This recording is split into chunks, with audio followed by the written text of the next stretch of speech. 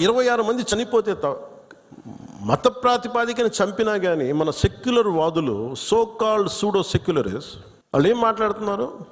మతం అడిగి చంపలేదంటారు.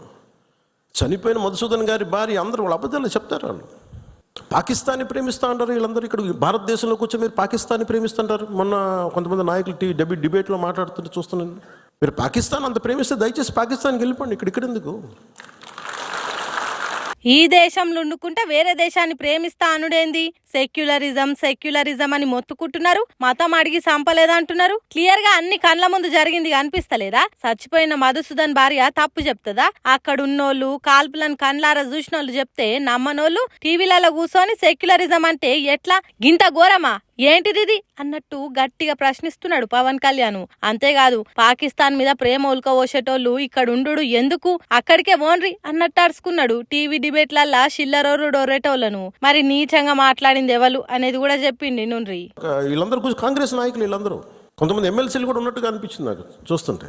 ఓర్ని అటు ఇటు పోయి కాంగ్రెస్ పార్టీల మీద పడ్డాడు కదా పవన్ కళ్యాణ్. కాంగ్రెస్ పార్టీలే పాకిస్తాన్ సెక్యులరిజం అని టీవీ డిబేట్లలో మొత్తుకుంటున్నారట.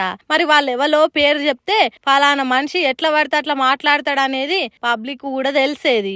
కానీ వాళ్ళ పేరు చెప్తలేడు పవన్ కళ్యాణ్. మరి గిట్టని పార్టీ అని ఉత్తగానే బట్టగాల్చి మీదేస్తున్నాడా, లేకుంటే నిజంగానే ఉన్నారా? ఎవరో ఎమ్మెల్సీలు కూడా మాట్లాడుతున్నారని అంటున్నాడు. కానీ వాళ్ళ పేరు చెప్తలేడు. దాంట్లో నిజమేంతో అబద్ధమేంతో మనకు తెలియదు. ఇంకేమంటున్నాడు కాంగ్రెస్ నాయకులు? కాంగ్రెస్ లో విభేదం ఉంది.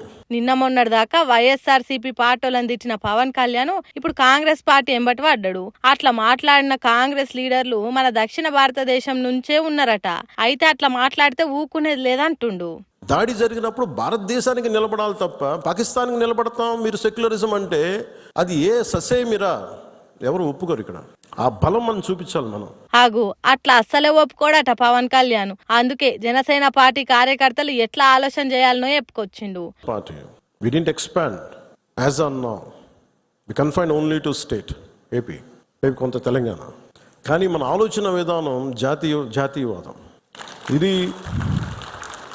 ఇది మీరు బలంగా ఉండగలిగితేనే రేపొద్దున యుద్ధ పరిస్థితులు రావచ్చు, రాకపోవచ్చు నాకు తెలియదు. యాజ్ ఆన్ టుడే బట్ కొన్ని 7 అంశాల మీద నిర్ణయాలు తీసుకున్నారు. యుద్ధం వచ్చినా ఎదుర్కోవాలంటే మనం జాతీయవాద ఆలోచనలతో ఉండాలి. ఏపీలో కొంత బలంగా, తెలంగాణలో కొంతమంది కార్యకర్తలతో ఉన్నది మన పార్టీ. కానీ మన ఆలోచన విధానం నేషనల్ లెవెల్ ఉండాలి అన్నట్టు చెప్పిండు. అట్లా అంటుండు. ఇక ఈ మాటలు విన్న కొందరు పవన్ కళ్యాణ్ బీజేపీ లీడర్ల తీరుగానే మాట్లాడుతున్నాడని అంటుర్రు. ఎవరు ఏ తీరుగా మాట్లాడినా మతాలు కులాలు పక్కకు పెట్టి మన దేశం కోసమే కొట్లాడాలి. అంతే కదా, ఏమంటారు?